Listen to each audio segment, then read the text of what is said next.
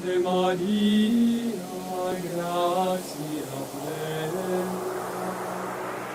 Dominus tecum, Virgo serena.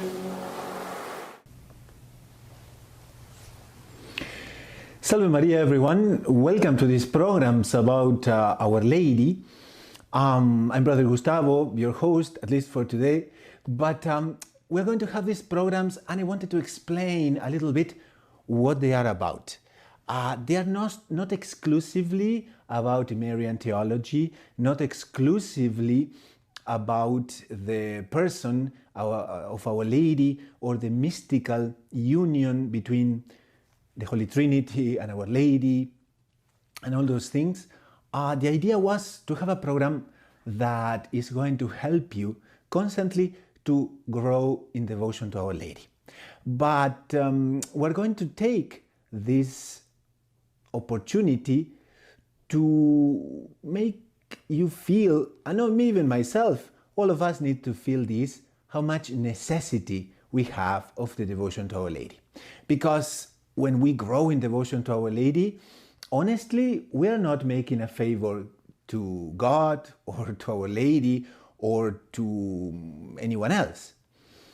We are really doing something important for ourselves. Now, the only way we grow in the life of prayer, the only way we improve in our spiritual life is when we really feel the necessity of doing that. And unfortunately, that comes with a not so pleasant sensation, which is when we really feel our shortcomings. And our shortcomings are probably the responsible for good things. Our limitations, although we don't like to admit that because human beings conceived in sin, conceived in original sin, there it goes, don't like to accept that. But we need to accept that our total dependence from God.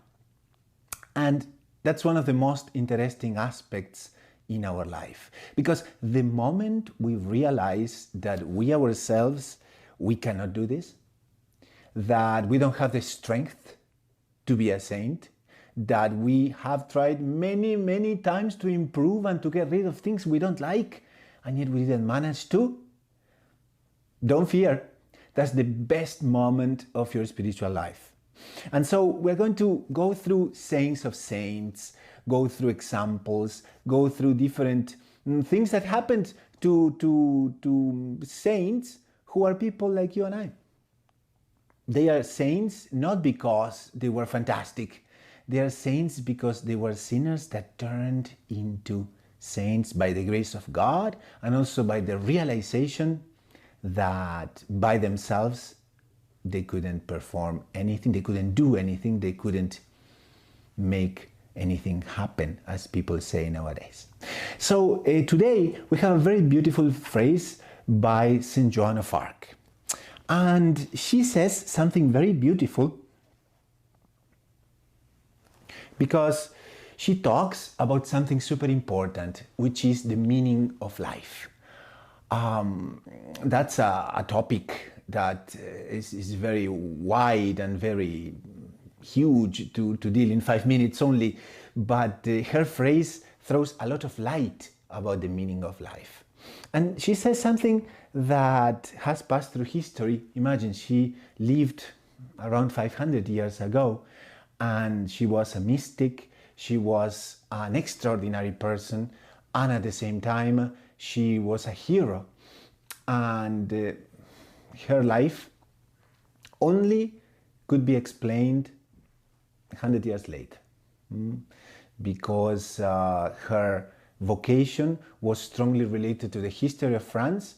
But like all prophetic vocations, they are movements, they are inspirations given by God that make sense sometime in the future. And that's what exactly happened to her. But she came to say this: one life is all we have, and we live it as we believe in living it. But to sacrifice what you are and to live without belief, that is a fate more terrible than dying. So, very interesting phrase, because it tells a lot about the meaning of life. It tells a lot about what we are called to and how we only have one shot at this life, and we have to really, really take advantage of it.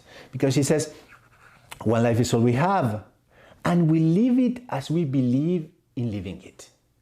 And for those of us that are professional complainers, we are always trying to blame secondary causes, other people, circumstances. People like to say, oh, the cards were stacked against you. Oh, you didn't have a chance.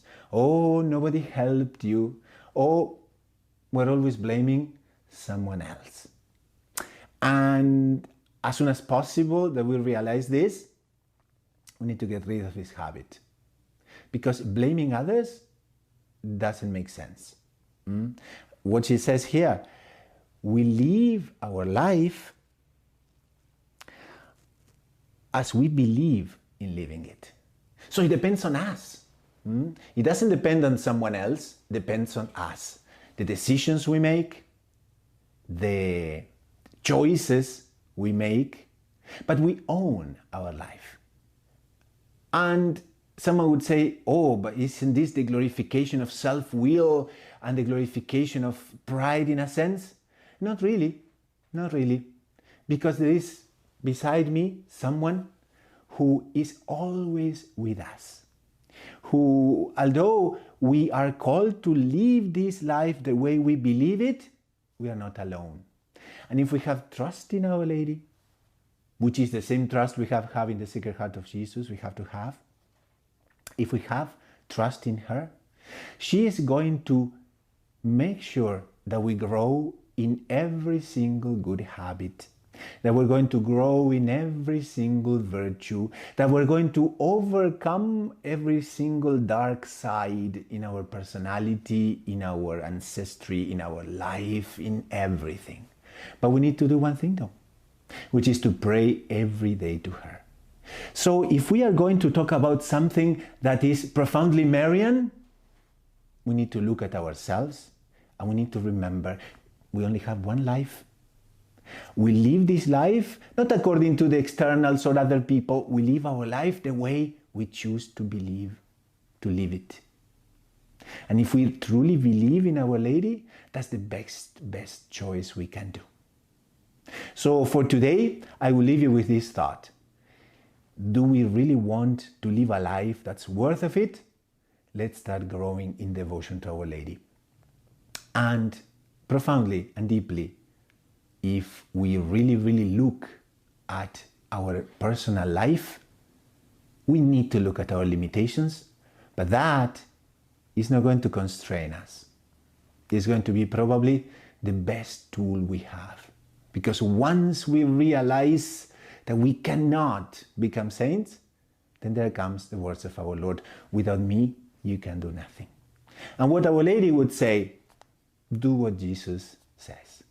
So, very first intervention here about Marian thoughts and Marian devotions and a program about Mary, nothing better than to realize we need Our Lady. So tonight, when you go to bed, make a good examination of conscience. Pick up 2 or 3 points where you really know that you cannot get better. And let's do something. Let's place those points in the hands of Our Lady. See you soon. Salve Maria.